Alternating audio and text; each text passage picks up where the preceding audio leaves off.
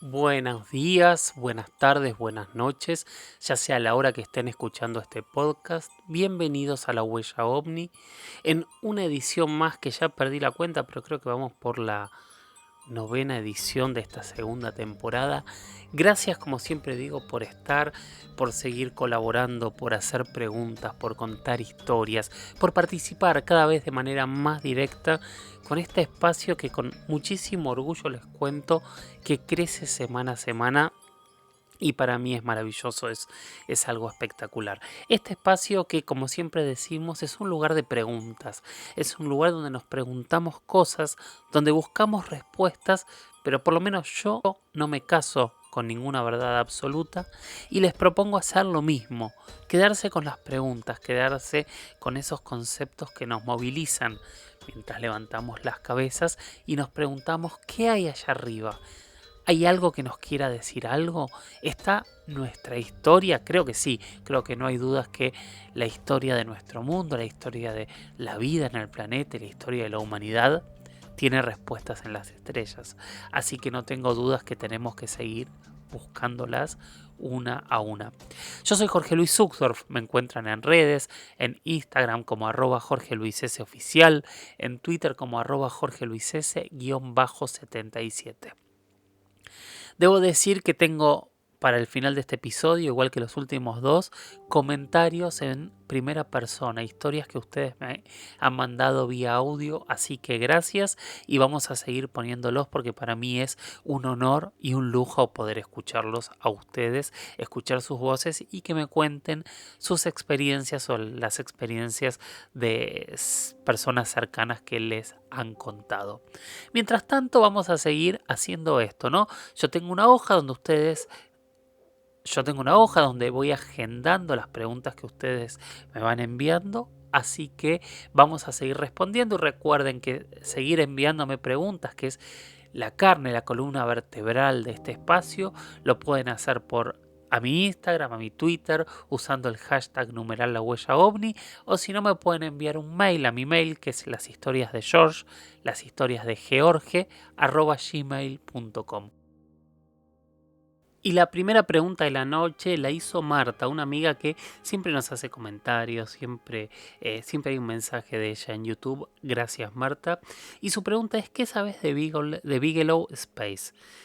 Bigelow es la empresa de Robert Bigelow, que en realidad se llama Bigelow Aerospace. Es una empresa privada que es de las primeras compañías que empezaron esta nueva carrera espacial moderna, ¿no? En donde están compitiendo millonarios, personas con una mirada distinta, interesante, desde hace ya más de 20 años por ver quién es el líder, el nuevo líder en el espacio. Así como punta de lanza, como todas estas compañías, Bigelow tiene como objetivo principal poder desarrollar el turismo espacial. Que es interesante porque en el caso de Bigelow justamente su fortuna se hizo con hoteles en la Tierra. Él plantea, originalmente era para 2015, hoy están hablando que para 2027 va a tener su estación espacial, su hotel espacial en órbita, y hasta allí van a poder ir los diferentes turistas que quieran pasar una temporada en gravedad cero, suspendidos, mirando la Tierra desde afuera y mirando de otra manera esa lejanía que tiene el universo. Todavía parece de ciencia ficción, pero quien dice que dentro de poco empiece lentamente a ser parte de nuestra cotidianeidad.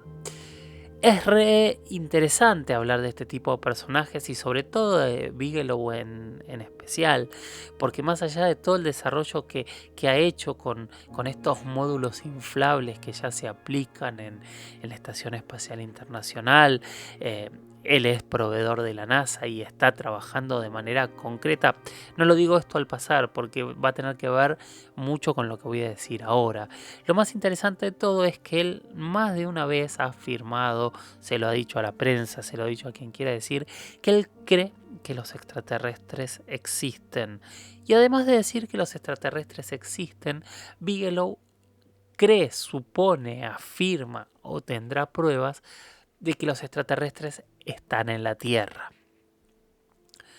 Hay mucha gente que dice esto y hay distintos tipos de personajes a los que les podemos asignar diferente tipo de credibilidad, que es un poco lo que tenemos que tener en cuenta siempre que hay un testigo, ¿no?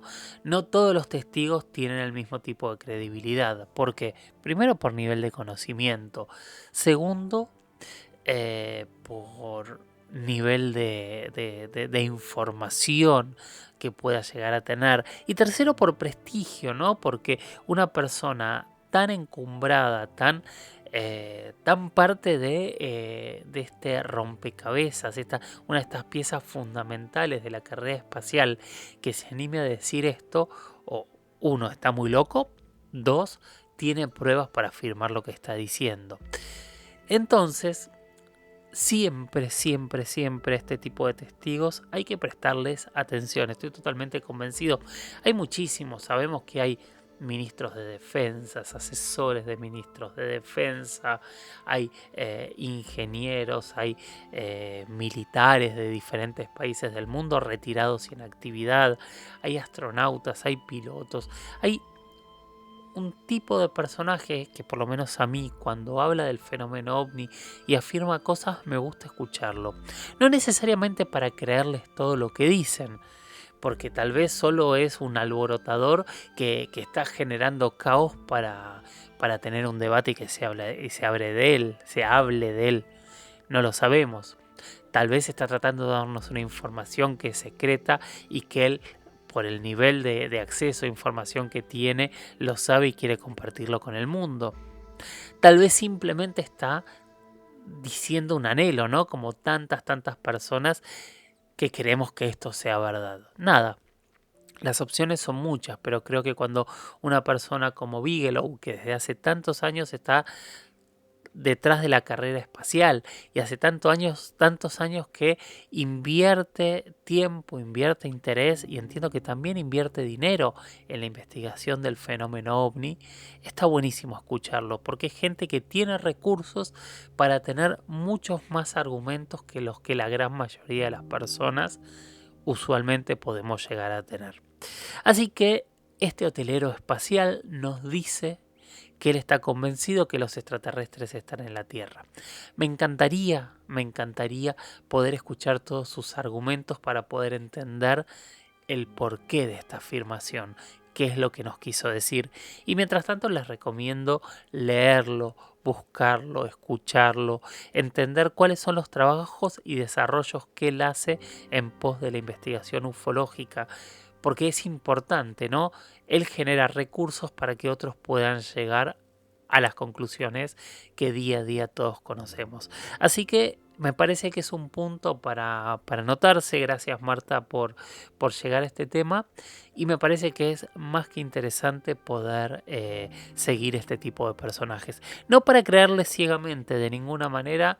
Como siempre digo, hay que correrse de las verdades absolutas. Pero para correrse de las verdades absolutas hay que escuchar absolutamente todo.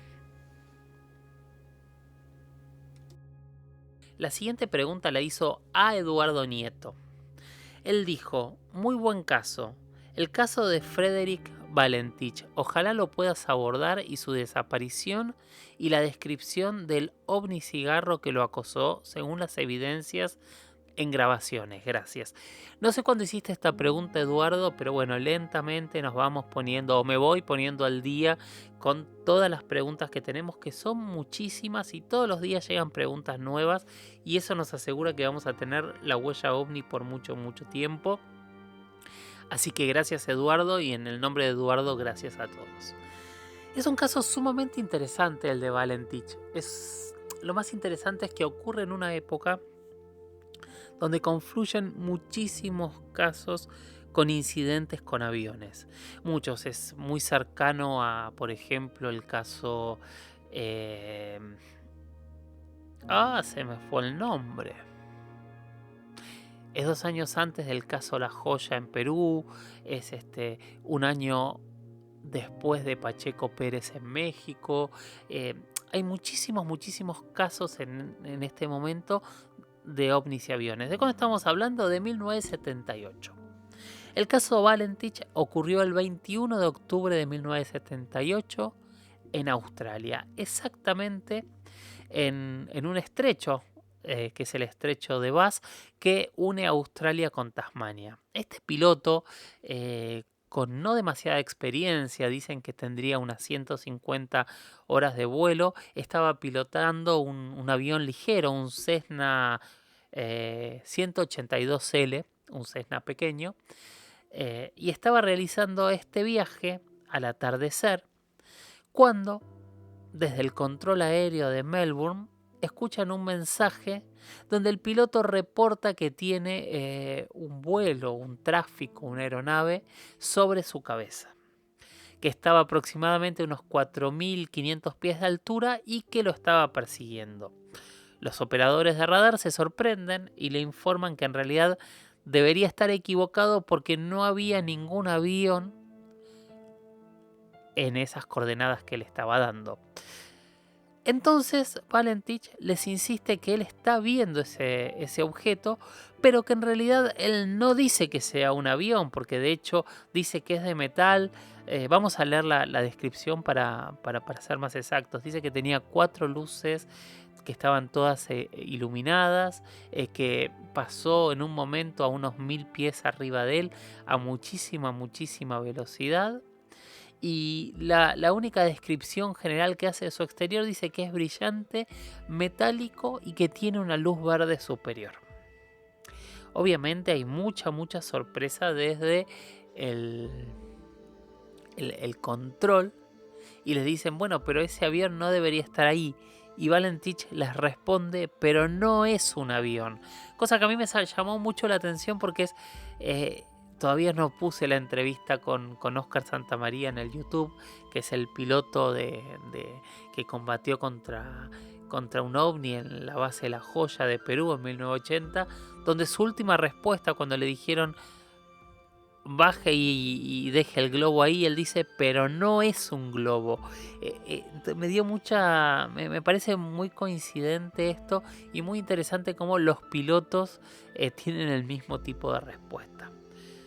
Bueno, aquí dicen que hay alguna especie de sonido después de que dice no es un avión y no se lo vuelve a escuchar. Esperan,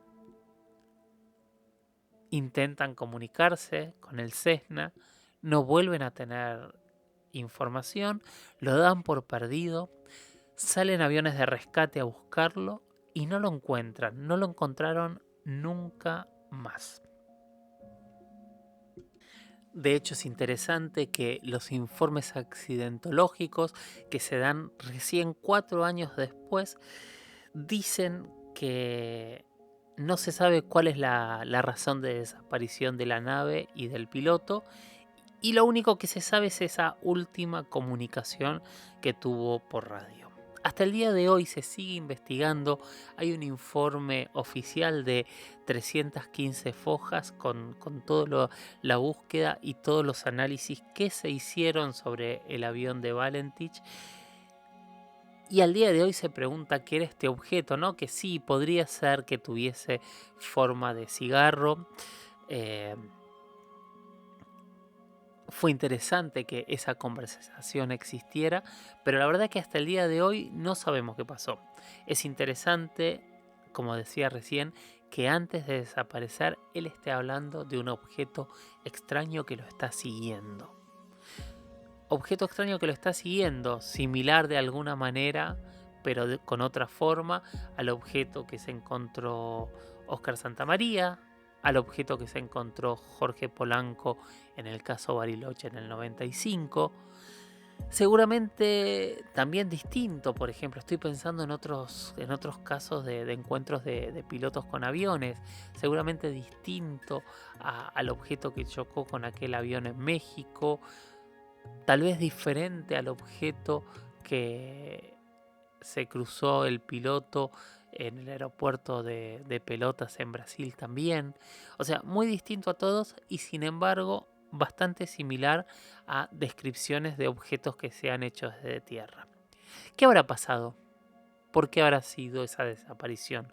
¿Habrá sido un accidente o puede haber algo más detrás de todo esto? La siguiente pregunta la hace MS, que dice: un gran saludo desde Bogotá, Colombia. Jorge Luis, felicitaciones por los episodios, los he escuchado todos, excelentes, muchísimas gracias. Quisiera que en un episodio se tratara de qué pasaría con las tres grandes religiones monoteístas el día que se confirmara la vida alienígena en nuestro sistema solar. Bueno, MS, así como figura tu nombre, gracias por tus palabras y vamos a pensar un poco. Hay dos tópicos que vos tomás en tu pregunta que yo los voy a ampliar un poco más. Hablas de las tres grandes religiones monoteístas y hablas de vida en el sistema solar. La primera pregunta que te haría es: ¿por qué las tres grandes religiones monoteístas? En realidad el problema más grande que tenemos como humanidad, y como humanidad lo tienen prácticamente todas nuestras religiones, es que todos nos creemos dueños de la verdad.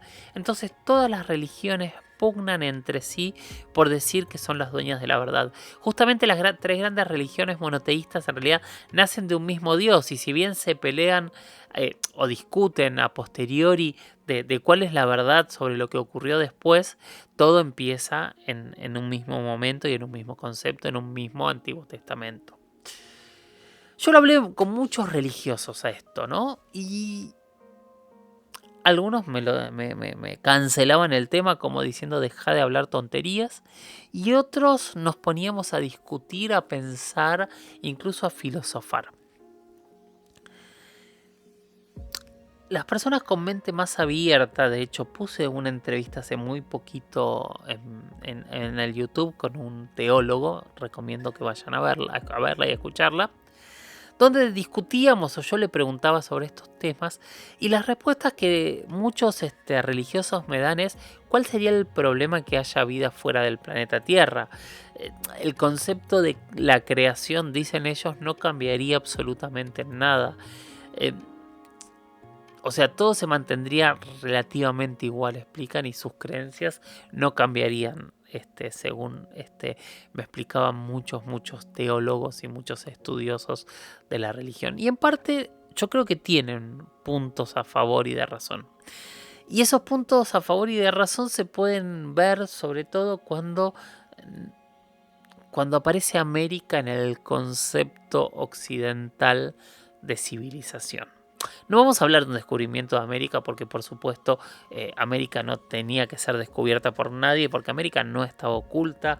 América tenía civilizaciones, América tenía tecnología, América tenía culturas, América tenía intercambio comprobado con diferentes partes del mundo. Pero vamos a decir que después de la llegada de Cristóbal Colón y después de la llegada de los conquistadores, se puso América en el plano europeo desde la mirada europeo-centrista, centrista del centro, ¿no? Porque obviamente sabemos que los vikingos estaban, suponemos incluso que hasta los templarios, que si quieren otro día hablamos de eso, también podrían haber llegado a América.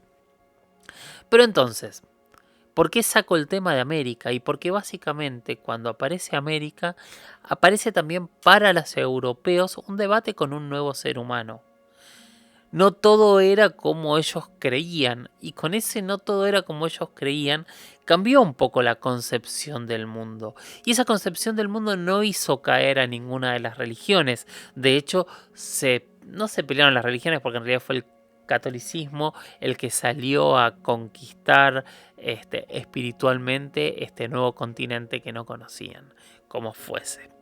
Entonces, ¿cuál sería la diferencia entre los europeos encontrando o topándose con América a encontrarnos con una civilización fuera de la Tierra? Las opciones son dos. O vamos, no nosotros, sino estas grandes religiones, van a intentar evangelizarlos, o estos nuevos visitantes nos van a explicar algo distinto y nos van a evangelizar a nosotros. En los conceptos religiosos, Dios o los dioses siempre están más allá. Ahí nos planteamos una pequeña gran duda. Cuando están más allá, ¿estamos hablando que viven en las estrellas o todavía están más allá de las estrellas? Es este concepto de universos, multiversos y vida en general que no tenemos idea hasta dónde sigue, cuáles son los niveles que existen, ni absolutamente nada. Por eso estamos acá escuchándonos, hablando y debatiendo, porque estos temas realmente nos sorprenden y obviamente hay un montón de gente que habla con seguridad y conocimiento de estos temas. Yo no tengo ese conocimiento, no tengo esa seguridad, pero tengo argumentos para contar lo que les voy contando. Yo creo y estoy totalmente convencido que el ser humano se mostraría tal cual es ante cualquier civilización que aparezca. Por eso tenemos miedo también a que nos invadan, porque seguramente es lo primero que vamos a intentar nosotros. No porque yo no crea en la humanidad, creo que hay una gran bondad en parte de la humanidad, pero otra vez, cuando nos vamos atrás a la historia, cada vez que encontramos una porción de tierra nueva, lo único que intentamos hacer es adueñarnos de esa tierra nueva. De hecho, hay gente peleándose por la luna, diciendo que son los dueños de la luna, gente que nunca va a poder llegar a la luna. Esa gente que dice que podrían ser dueños. Entonces, es muy del ser humano tener la razón. Y si tenemos la razón y si tenemos la verdad, ¿cómo no vamos a convencer o intentar convencer o exigir convencer a alguien fuera de nuestro planeta que va a estar con una verdad seguramente distinta? Ojo, tal vez nos sorprendamos y vengan con la misma verdad, porque cuando vengan civilizaciones de afuera, tal vez empecemos a conocer verdades que hasta el día de hoy para nosotros permanecen vedadas o inexplicables. Un poco eso pasó cuando se encontraron estos dos nuevos mundos. Nos encontramos con nuevas religiones, pero al día de hoy, a la mirada de hoy y a tanto horror que decían que eran adoradores del demonio, todos generaban el mismo concepto, todos rezaban mirando el cielo, todos esperaban que esos dioses regresasen a la tierra, todos le agradecían a un Dios que nos había dado todo, que nos había creado, que nos había dado las herramientas y que nos había pedido que seamos buenos. Nada, no tengo una conclusión, pero yo creo que nosotros vamos a intentar evangelizar a cualquier civilización que conozcamos. Y no lo digo solamente desde las tres grandes religiones monoteístas, lo digo absolutamente de cualquier verdad que sea la verdad dominante que tenga la humanidad en el momento, si es que ocurre ese encuentro. Carlos Cosino es de León, Guanajuato, México. Mandó varios mails contando distintas historias y yo le pedí que las ponga en audio. Así que si les parece, para como última cereza de este episodio, vamos a escuchar los relatos de Carlos Cosino desde León, Guanajuato. Gracias, Carlos.